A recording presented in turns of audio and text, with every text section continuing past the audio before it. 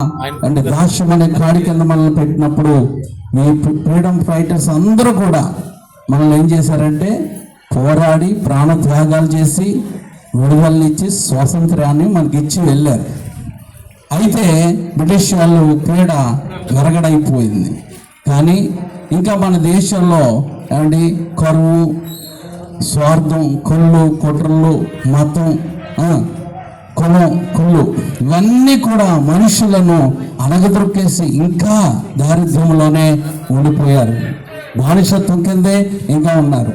ఈ భయంకరమైన ఈ బానిసత్వం, ఈ పాపము, ఈ శాపము అనగా దుష్టుడి కబంధాస్తాలుతో ఉన్న అండి ఈ దేశాన్ని రక్షించగలిగిన వాళ్ళు ఎవరు అంటే, మానవులను రక్షించగలిగిన వాళ్ళు ఎవరు అంటే యేసుక్రీస్తు ప్రభువు. అందుకే జీసస్ మై సేవియర్ అనగా యేసు నన్ను రక్షించాడు. భారతదేశంలో ఫ్రీడమ్ ఫైటర్స్ ఏమండి భారతదేశానికి స్వతంత్రం తీసుకురాగలిగితే నాకు ఏమండి నా భయంకరమైన దురలవాట్ల నుంచి, దుష్ట స్వభావాల నుంచి, మన అశాంతి నుండి యేసుక్రీస్తు ప్రభువారు నన్ను విడిపించి రక్షించారు. దేవుని స్తోత్రం. ఈ స్వాతంత్రం ఎంత గొప్పది! ఈ స్వాతంత్రము యేసుక్రీస్తు ప్రభు వల్ల మనకు అనుగ్రహించబడ్డది.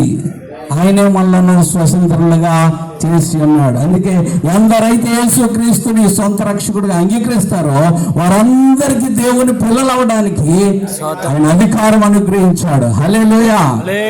ఒకప్పుడు శాంతి సమాధానం లేకుండా త్రాగుడు, జోదము, విచ్చలవిడితనంతో ఉన్నాం. మా బ్రతుకులన్నిటినీ యేసుక్రీస్తు ప్రభువారు అండి రక్షించి విడిపించి ఈరోజు ఆయన పిల్లలుగా మాకు స్వతంత్రాన్ని ఇచ్చాడు. హల్లెలూయా. ఆ స్వతంత్రం అందరికి ఇవ్వడానికి ఈ స్వతంత్ర దినోత్సవం రోజున మాట్లాడుతున్నాడు. రండి, ప్రభుని నమ్మండి, రక్షణ, మేలు, ఆశీర్వాదం, శాశ్వత జీవాన్ని పొందుకోవాలని కోరుకుంటూ ఈ స్వతంత్రము మనలోని సిగ్గు పరచదు. హల్లెలూయా. మరి ఈ విషయాన్ని మీరు అందరూ గ్రహించి అండి భారతదేశంలో ఉన్న వాళ్ళందరూ రక్షించబడాలని కోరుతున్నాను.